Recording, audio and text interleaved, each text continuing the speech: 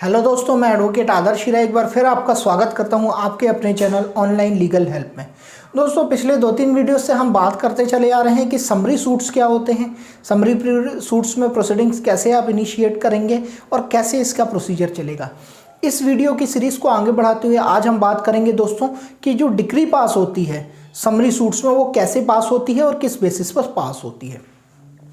दोस्तों, कुछ कंडीशंस के बारे में जिनके बारे में हमने पहले भी बात किया था कि अगर डिफेंडेंट अपीयर हो रहा है, नहीं हो रहा है, तो कैसे कैसे कंडीशंस बढ़ेंगी और किस हिसाब से वहाँ पर चीज़ें आगे बढ़ेंगी। सबसे पहले इस वीडियो में मैं बात करना चाहूँगा कि अगर डिफेंडेंट जो है अपीयर ही नहीं होता है दोस्तों, तो ये मान लिया जाता है कोर्ट के द्वारा कि आपने जो भी वहाँ पर समरी सूट फाइल किया है, जो भी डॉक्यूमेंट फाइल किए हैं वो ट्रू हैं और सही हैं, और उनको सही मानते हुए ही डायरेक्टली वहाँ पर जजमेंट दे दिया जाता है। मतलब कि 10 दिन उसके अपीयरेंस के लिए, समन से अपीयरेंस के लिए, और 10 डेज उससे जजमेंट के लिए, मतलब लगभग 20 से 25 दिन, 1 महीने के अंदर आपका ये सूट वहाँ पर डिसाइड हो जाता है और आपके फेवर में डिक्री मिल जाती है। क्योंकि इवन आफ्टर द समनिंग मतलब नोटिस होने के बाद भी वो वहाँ पर अपीयर नहीं हो रहा है, तो यहाँ पर मान लिया जाता है कि अब उसका यहाँ पर कोई इंटरेस्ट नहीं है और उसके अगेंस्ट में ये डिक्री पास हो जाती है। ये डिक्री में सारी चीज़ें इंक्लूडेड लिखी होती हैं। बट इसमें एक चीज़ आपको मैं मेंशन करना चाहता हूँ कि मान लीजिए आपने समरी सूट 10 लाख रुपए के बारे में लगाया गया है और जो उसको समरी सूट का नोटिस गया है उसी 10 लाख रुपए के बारे में जाएगा और उसी के लिए वो लायबल हो सकता है। डिक्री उससे ज़्यादा का पास नहीं हो सकता है दोस्तों। विथ इंटरेस्ट हो सकता है, कुछ इंटरेस्ट का अमाउंट उस पर अप्लाई कर सकता है कोर्ट, बट उस स्पेसिफाइड अमाउंट से ज़्यादा का डिक्री किसी भी केस में नहीं होगा, क्योंकि कॉज ऑफ एक्शन या नोटिस जो इशू हुए थे उसी पर्टिकुलर अमाउंट के लिए हुए थे।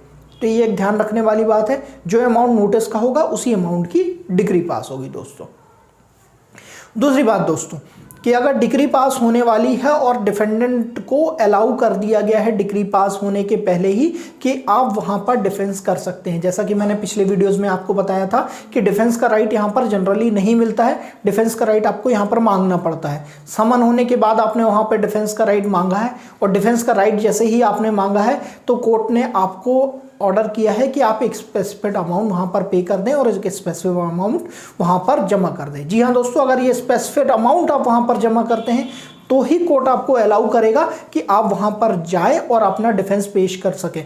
अगर आप स्पेसिफाइड टाइम पीरियड के अंदर वो वहाँ पर अमाउंट पे नहीं करते हैं तो कोर्ट आपको बिल्कुल भी अलाउ नहीं करेगा और तुरंत ही आपके अगेंस्ट में जो है वो डिक्री पास हो जाएगी। जैसा कि ऊपर वाले केस में पास हुई थी वैसे ही सिमिलर डिक्री यहाँ पर पास हो जाएगी। तीसरी चीज़ होती है दोस्तों कि अगर आपने वो अमाउंट भी पे कर दिया है तो उसके बाद फिर स्टेटमेंट रिकॉर्ड शुरू होना होगा। जैसे ही स्टेटमेंट रिकॉर्ड हो जाएंगे बोथ द पार्टीज के, तो फिर उसके बाद जजमेंट और डिक्री वहां पर पास होगा। तो दोस्तों, ये थी जानकारी डिक्री के बारे में।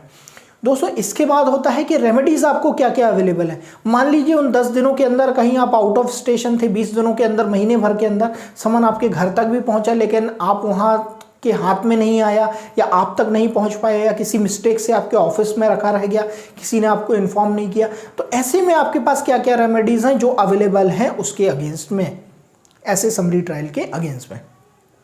सबसे पहले जो आपको अवेलेबल है रेमेडी वो होती है ऑर्डर 9 रूल 13 के अंतर्गत एक्स पार्टे डिक्री को सेट असाइड करने के लिए। जी हाँ, एक पक्षी कार्रवाई आपके विरुद्ध हो गई है। जैसा कि नॉर्मल सूट में आपको राइट अवेलेबल होता है कि अगर आपके विरुद्ध एक पक्षी कार्रवाई हो गई है, एक्स पार्टे कार्रवाई हो गई है, तो आप उसको सेट असाइड किनारे करवाने के लिए वहां पर एक आवेदन कर सकते हैं और अगर आपके रीजन स्पेसिफाइड है और अच्छे रीजन है तो कोर्ट उसको सेट असाइड कर देगा और सेट असाइड करने के बाद आप वहां पर फिर से शुरुआत से अपना डिफेंस दे सकते हैं। जो भी प्ली आप लेना चाहे वहां से ले सकते हैं।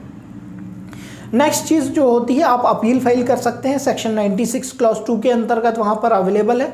आप वहां पर जाकर इस निर्णय के विरुद्ध या इस जजमेंट के विरुद्ध जो समरी ट्रायल में हुआ है, डिक्री पास हुई है, उसके अगेंस्ट में आप अपील कर सकते हैं। इसके बाद सेक्शन 115 ऑफ सीपीसी में आपके पास राइट अवेलेबल है कि वहां पर आप इसका रिवीजन कर सकते हैं। जी हाँ दोस्तों, रिविजनल कोर्ट जो है अथॉरिटी है, डिसाइडेड है, उनके पास आप जाके आप बता सकते हैं कि आपकी बात यह है और आपके अगेंस्ट में ऐसा एक्स पार्टे ऑर्डर पास हो गया है या डिक्री आपके अगेंस्ट में पास हो गई है या आपके डिफेंस को कंसीडर नहीं किया है जबकि वो जेन्युइन था। तो सारी चीज़ें आपको रेस करनी होगी। तो मेरी सलाह ये है कि बेटर ये है कि आप अपील फाइल करें क्योंकि उसका स्कोप ज़्यादा बड़ा होता है, रिवीजन का और रिव्यू का स्कोप थोड़ा कम होता है। तो बेटर यह है कि आप अपील की तरफ जाएं दोस्तों।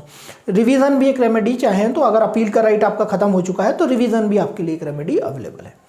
इसके बाद जो चीज़ अवेलेबल है वो होती है दोस्तों रिव्यू, जो कि ऑर्डर 47 रूल 1 में बताया गया है। ऑर्डर 47 रूल 1 के अंतर्गत आप सेम कोर्ट के पास जा सकते हैं कि कोर्ट ने मिस्टेक कैसे किया है और जजमेंट को वहाँ जाकर रिव्यू करा सकते हैं दोस्तों।